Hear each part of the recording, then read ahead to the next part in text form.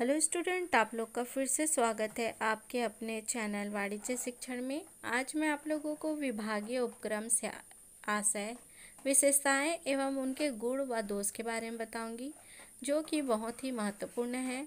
शुरू करने से पहले हमेशा की तरह यही कहना चाहूँगी, जो वीडियो को नहीं देख रहे हैं वीडियो को लाइक और चैनल को सब्सक्राइब करना ना भूलें, ताकि वाणिज्य से संबंधित जानकारियाँ आप लोगों तक कंटिन्यू पहुँचती रहें। तो चलिए आइए शुरू करते हैं। विभागीय से क्या आशय है और इसे किस प्रकार से समझा जा सकता है। विभागीय उपक्रम। विभागीय उपक्रमों को राजकीय उपक्रम भी कहा जाता है। इनका पूर्ण स्वामित्व एवं नियंत्रण सरकार के पास रहता है। अन्य शब्दों में इन्हें शासकीय उपक्रम भी कहा जाता है। सार्वजनिक संगठन का यह एक पुराना स्वरूप है।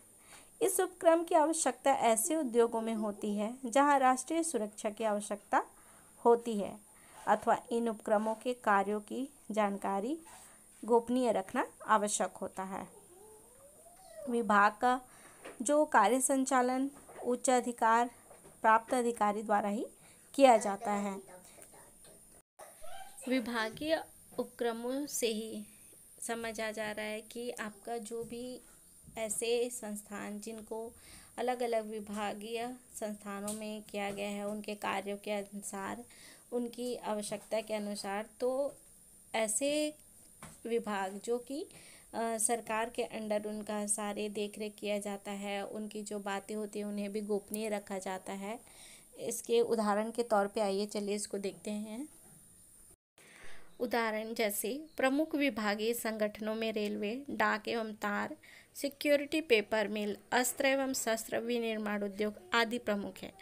अर्थात ऐसे उद्योग या फिर ऐसी संस्थान हैं जिन्हें अलग अलग विभागों में रख करके उसके कार्यों को सरकार के अंडर रखा जाता है और उनसे संबंधित जितनी भी जानकारियां हैं, बातें हैं, कार्य हैं, वो सब सरकार के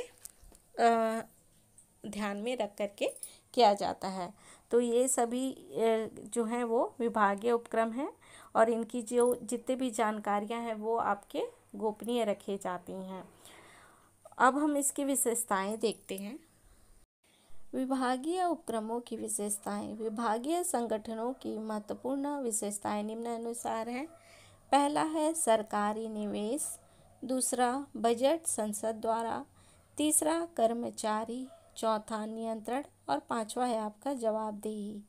इन सभी को हम विस्तार से आइए समझते हैं ताकि विभागीय उपक्रम की विशेषताओं को समझने में हमें आसानी हो। सबसे पहले हम देखते हैं, सबसे पहले देखेंगे सरकारी निवेश। इन उपक्रमों को स्थापित करने व संचालन करने में संपूर्ण निवेश सरकार द्वारा किया जाता है। निजी उद्यमियों को इनमें पूंजी लगाने पर प्रतिबंध रहता है। इसका आय व व्यय सरकारी कोष की आय व व्यय मानी जाती है। यह तो सरकारी निवेश से ही समझा गया है कि इसमें जो भी आय और व्यय जो भी खर्च हो रहे हैं, आय उसमें जो भी लग रहे हैं, वो संपूर्ण निवेश कौन करेगा? सरकार करेगा। और ये जो निजी इसमें संबंधित जो निजी उद्यमी हैं, इनमें पूंजी लगाने पर उन्हें प्रतिबंधित रहता है। इसके सभी आय और व्यय सब क्या करते हैं?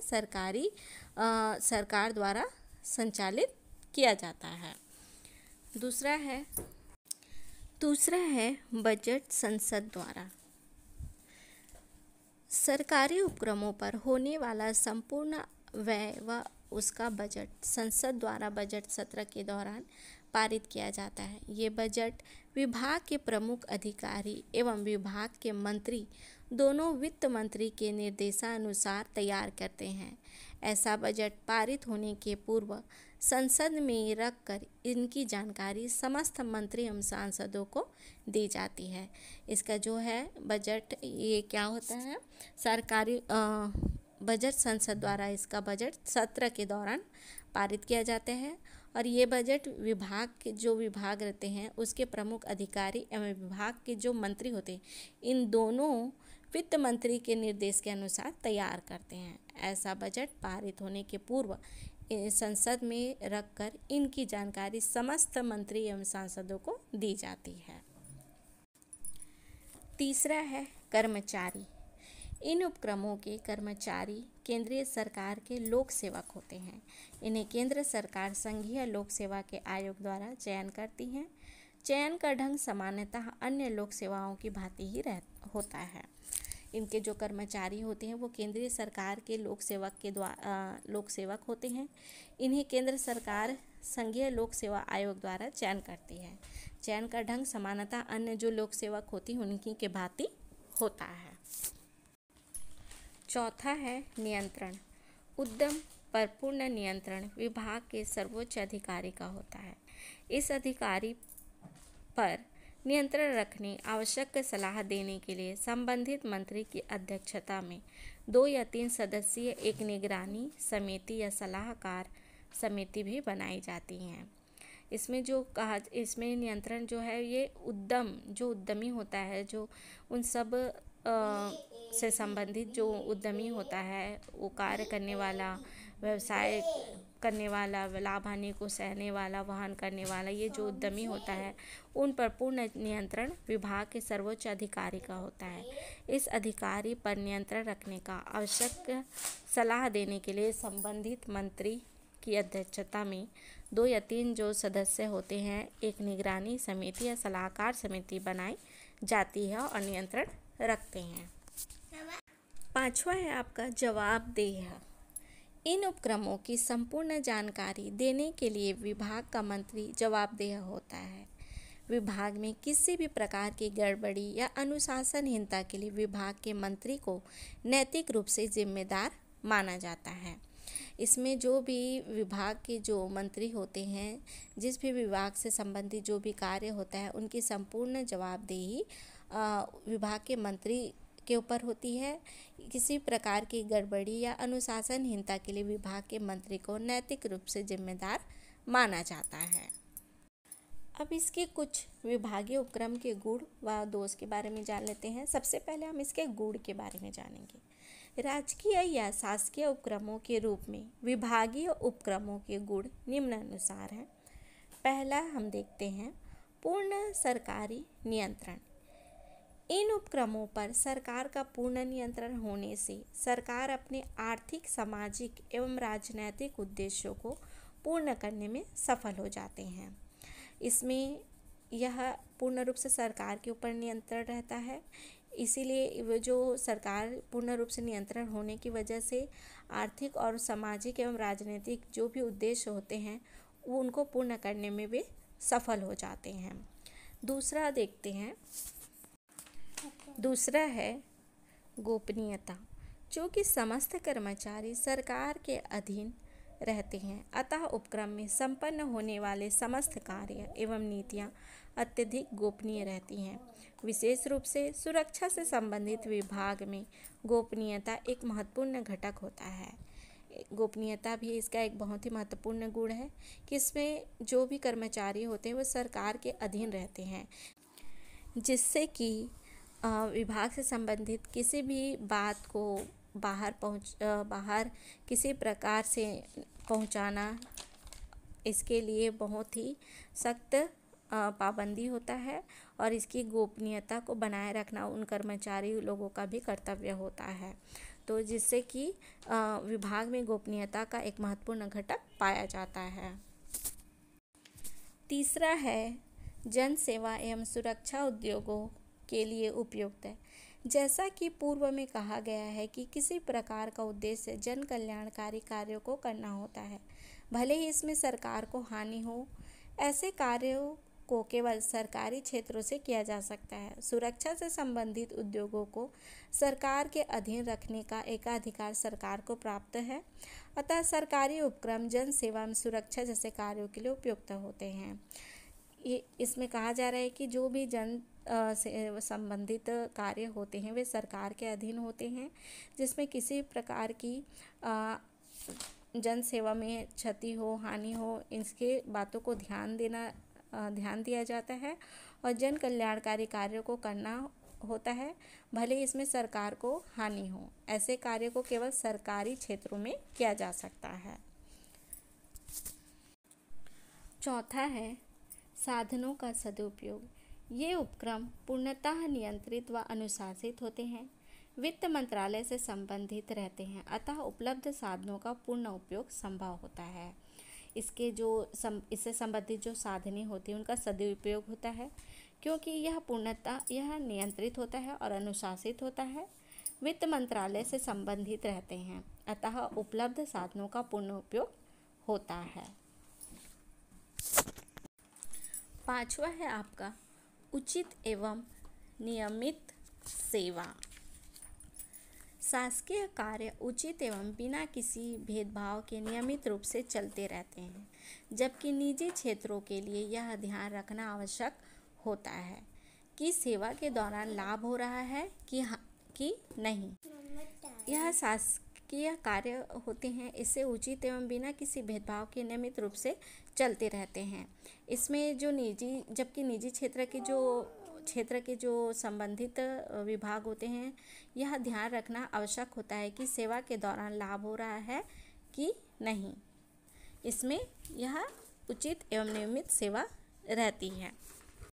ये तो थे उनके गुण। अब हम इनके कुछ दोष भी जान लेते हैं।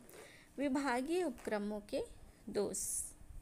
विभागीय उपक्रमों की स्थापना का उद्देश्य अत्यधिक लाभकारी एवं जन कल्याणकारी कार्यों के लिए किया गया था, किंतु स्वार्थी नेताओं एवं जन सेवकों ने इसमें इतनी बुराइयां ला दी कि अब सर्वाधिक खतरा इन्हीं विभागीय राजकीय उपक्रमों में देखने को मिल रहा है।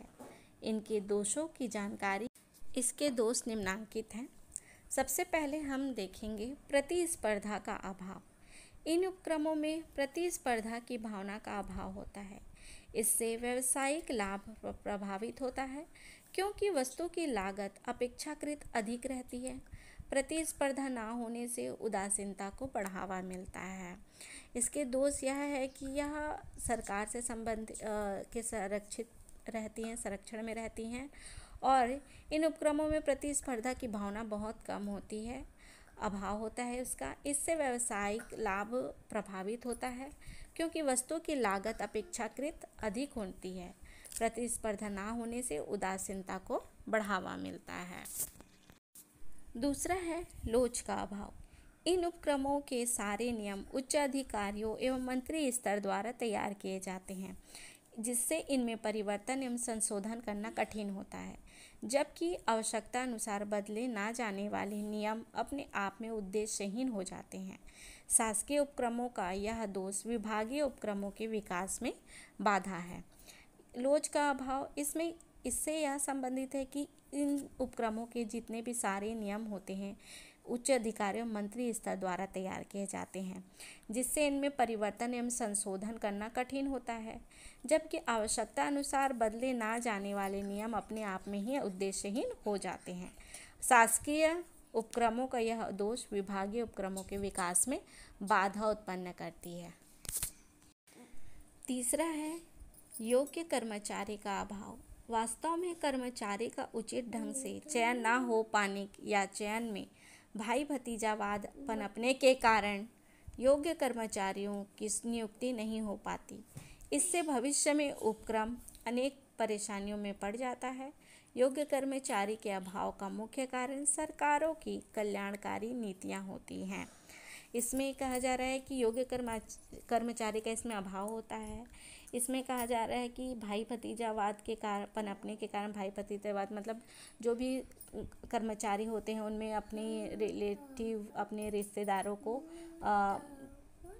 कर्मचारी नियुक्त करने में लगे रहते हैं, जिससे कि वो चाहे वह योग्य हो चाहे योग्य ना हो उसको कर्मचारी नियुक्त कर दिया जाता है, जिससे कि विभाग में सही कर्मचारियों का चयन नहीं हो पाता है और इससे भविष्य में उपक्रम अनेक परेशानियों में पड़ जाता है। योग्य कर्मचारी के अभाव का मुख्य कारण सरकारों की कल्याणकारी नीतियां होती हैं। चौथा है कर्मचारियों में अभिरुचि।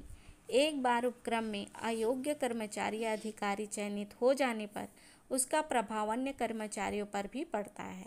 धीरे धीरे अन्य कर्मचारियों में भी कार्य के प्रति अरुचि की बीमारी लग जाती है। इसमें कहा जा रहा है कि अगर अयोग्य कर्मचारी का चयन हो जाता है और वह उस विभाग से संबंधित हो जाता है तो उसकी वजह से और भी जो कर्मचारी होते हैं वह भी उनकी अयोग्य कर्मचारी के प्रभावित हो जाते हैं, उन जैसे वह अयोग्य कार्य करने लगते हैं, जिससे कि अभिरुचि अन्य कर्मचारियों के कार्य के प्रति अभिरुचि भी कम होती जाती है। पांचवा है आपका राजनीतिज्ञों का हस्तक्षेप। सरकारी उपक्रमों में राजनीतिज्ञों का हस्तक्षेप दिनों दिन बढ़ता ही जा रहा है, जिसके कारण जन कल्याणकारी कार्य प्रभावित हो रहे हैं। इनके हस्तक्षेप से उपक्रमों में अनुशासनहीनता बढ़ती जा रही है, कार्य क्षमता में गिरावट तथा संगठन कमजोर पड़ते जा रहे हैं।